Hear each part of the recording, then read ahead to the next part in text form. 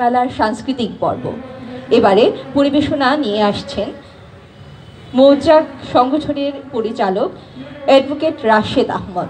এবারে পরিবেশনায় থাকবে বিদেশি সিরিয়ালের আগ্রাসনের বিরুদ্ধে গীতিকাব্য।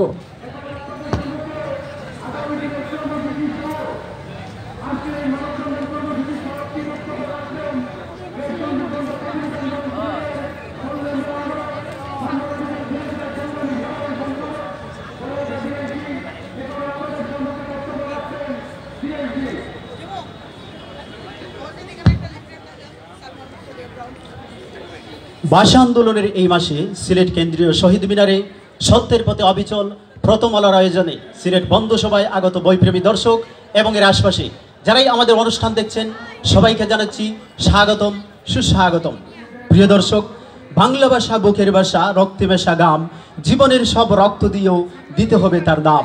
রফিক, সালাম, বরকত সেই বিপ্লবী জব্বার, আর থেকে না লুকিয়ে আড়ালে ফিরে এসো এইবার। কবিতার চরণ দিয়ে ভাষা শহীদদের স্মরণ করছি।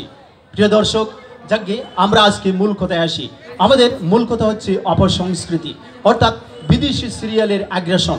এই আগ্রাসন আমাদের পাশে এসে নড়ছে, আমাদের কাঁধে বসে আমাদের ছড়ছে এবং আমাদের যুব সমাজকে আঁকড়ে ধরছে। আর এই অপসংস্কৃতির বিরুদ্ধে সামাজিক সংগঠন মৌচাকের রয়েছে প্রতিবাদী স্লোগান। আজকের অনুষ্ঠানে আপনাদের সাথে রয়েছি আমি অ্যাডভোকেট রাশেদ আহমদ। প্রিয় দর্শক, এবারে অপসংস্কৃতির কালতাবা দিন দিন আমাদের সমাজকে গ্রাস করে ফেলছে। হাজার বছরের বাঙালির ইতিহাস ঐতিহ্যকে কলুষিত করছে বিদেশি সংস্কৃতি।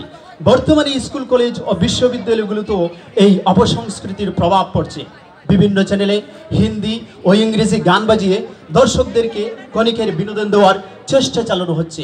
বিয়ের অনুষ্ঠান সহ বিভিন্ন অনুষ্ঠানেও এই অপসংস্কৃতির প্রভাব লক্ষ্য করা যায়। পাশাপাশি শিশুদের ওপরও এর প্রভাব পড়ছে। এছাড়াও আমাদের সমাজে এই অপসংস্কৃতির কুপ্রভাব অতিমাত্রায় বেড়ে গেছে।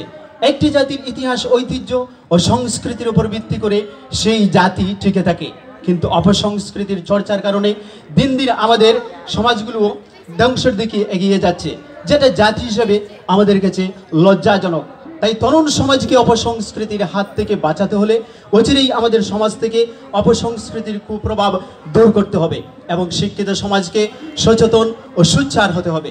প্রিয় শ্রোতা, বিদেশি চ্যানেলের অপসংস্কৃতি নিয়ে দীর্ঘ লাইনের গীতিকাব্য রচনা করেছি। আজকে সেটির কিছু অংশ আপনাদের সামনে উপস্থাপন করছি। বিদেশি ওই টিভির খেলা মেতে উঠেছে বেশ, অশ্লীলতায় ডুবে যাচ্ছে সোনার বাংলাদেশ। নরনারী আর কচি শিশুরা সকাল সন্ধ্যা রাতে সময় কাটায় ফুর্তি করে বিদেশিদের সাথে।